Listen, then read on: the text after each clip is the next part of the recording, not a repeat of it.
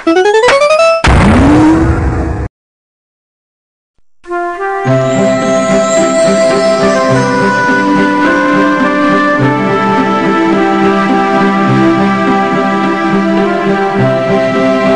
ভাই, ও গোপাল ভাই, আছো নাকি? কি হলোটা কি? এত চেঁচাচ্ছ কেন? একটা বিহিত করো দাদা, আমাদেরকে যে ঠকিয়ে ফাঁকা করে দিল। কে ঠকালো? কিভাবে ঠকালো ব্যাপারটা তো বলবে। ওই হাটে যে মুদিখানার দোকানি আছে না, সে পয়সাও বেশি নেয় আর ওজনেও কম দেয়। তুমি এর একটা বিহিত করো ভাই। আচ্ছা, দেখি তাহলে।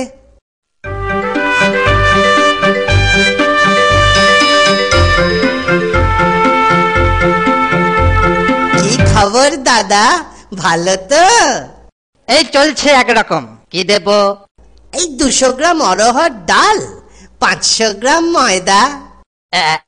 এই নাও টাকাটা। পরের দিন দেবো। নমস্কার দাদা, ভগবান ভালো করুক। কি দেব? অরহর ডাল আর ময়দা।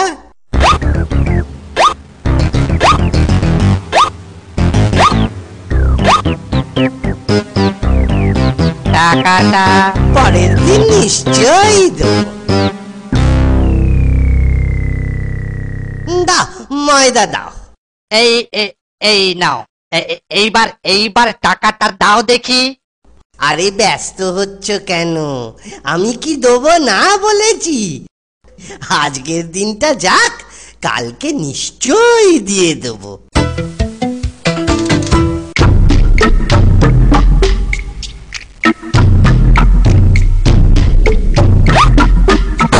গোপাল ভায়া, ও গোপাল ভায়া, গোপাল ভায়া, গোপাল ভায়া। এই যে ভায়া, হাটে আসা হচ্ছিল বুঝি? বাজার করতে তো হাটেই আসে, মাঠে যায় নাকি? সে মাঠে ঘাটে যেখানেই যান, আমার বাকি টাকাটা। ঘাটে যাবার আগে নিশ্চয়ই দিয়ে যাব। হ্যাঁ, অমন তো অনেক শুনলুম। এখন বলো তো, দিচ্ছ কবে? বলছি তো দিয়ে দেবো। তুমি রাজার লোক বলে ভেবেছ কি? হ্যাঁ, আমি কিন্তু নালিশ করব রাজার কাছে। হ্যাঁ, তাই করো, সেখানেই সব কথা হবে। আচ্ছা বেশ, তাই হোক। হুজুর, হুজুর, গোপাল ধারে খেয়ে টাকা দিচ্ছে না। গোপাল, এ কথা কি সত্যি? হুজুর, সত্যি, এতে কোনো ভেজাল নেই। দোকানি, তুমি কত টাকা পাও? হুজুর, হুজুর 10 টাকা। 10 টাকা, বেশি নয়। এটাও কি ঠিক? না হুজুর, এতে ভেজাল আছে। মানে কি বলতে চাও কি? সামান্য কয়েকটা টাকা হুজুর, কিন্তু ও দুগুণ করে বলছে, 10 টাকা। দোকানি, তোমার হিসেব ঠিক আছে তো? এই দেখুন হিসাব। এই তো দেখছি হিসেব ঠিকই আছে। হুজুর, আমি অরহর ডাল আর ময়দা নিয়েছি। কিন্তু খাতায় ঘিও লেখা আছে দেখছি। ওইখানেই তো ভেজাল। আমি তো ঘি খাই না, তাই নেওয়ার কোনো প্রশ্নই নেই। হুজুর, অরহর ডাল আর ময়দাতে ঘি তো লাগবেই। ঘি ছাড়া কি এসব খাওয়া যায়? সত্যি তো, ও তো কিছু ভুল বলছে না। যতদিন ডাল ময়দা নিয়েছে, ততদিন ঘিও নিয়েছে। না না গোপাল, তুমি 10 টাকা দিয়ে দাও। আপনি যখন বলছেন তখন দিচ্ছি, কিন্তু ও বড্ড।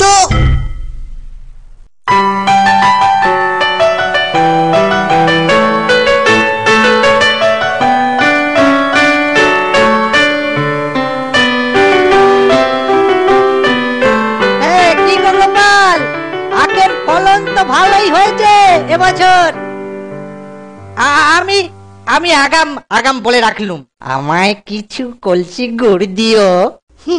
তোমার দোকানে ধার খাই আর তোমাকে দেব না, সে কি কখনো হয়? কম করে 8-10 কলসি, হ্যাঁ 8-10 কলসি গুড় দিও। ঠিক আছে, 10 কলসি গুড় তুমি পাবে। এই এই 10টা কলসিতে অর্ধেক করে মাটি ভর, মাটির ওপর এবার গুড় ঢাল। বেটা আমার সাথে জোচ্চুরি।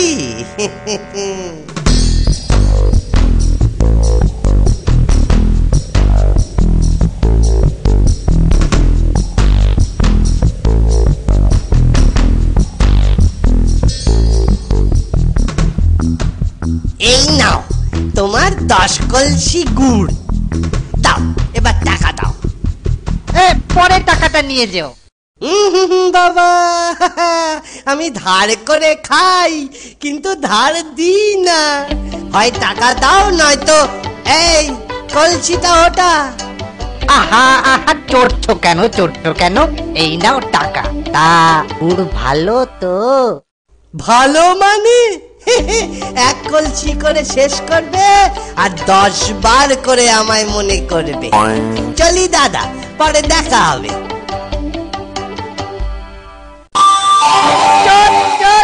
চোর কোথাকার, হ্যাঁ? আর বদমাইশের গাছ কই চোর গোপাল কোথায়? বাড়ির বাইরে হয় না? দেখাচ্ছি মজা। কলসির অর্ধেকটা মাটি আর বাকি ওপরটা গুড়। কি হে, কি বলছো? অত চেঁচাচ্ছ কেন ভাই? চেঁচাবো না মানে? অর্ধেক মাটি আর অর্ধেক গুড়, জুয়া চুরির জায়গা পাও না? হ্যাঁ, আমার সাথে এক্ষুনি টাকা ফেরত দাও। হ্যাঁ, এক্ষুনি টাকা ফেরত দাও। কিসের টাকা? টাকা দিয়েছো, গুড় পেয়েছো, এবার কেটে পড়ো। তোরে তবে রে নচ্ছার পাজি বিটলে, হ্যাঁ দেখাচ্ছি তো।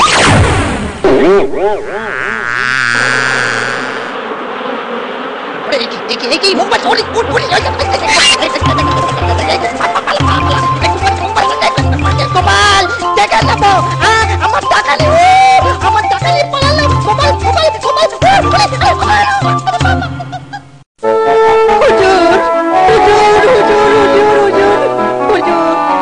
গোপাল আমার সাথে চুরি করেছে। কিরকম জুয়া চুরি? হুজুর 10 কলসি গুড় কিনেছি গোপালের কাছ থেকে। তাহলে জুয়া চুরিটা কোথায়? আরে জুয়া চুরিটা তো ওখানে, কলসির অর্ধেক মাটি আর অর্ধেকটা গুড়। বাবা চোর, বদমাইশ। গোপাল, এরকম হলো কেন? হুজুর, মাটির কলসিতে তো মাটি থাকবেই। অরহর ডাল আর ময়দা কিনলে যদি ঘিও কিনতে হয়, তাহলে আমার কাছ থেকে গুড় নিলে অর্ধেক মাটি তো নিতেই হবে মহারাজ। মনে পড়েছে, বুঝলুম ব্যাপারটা।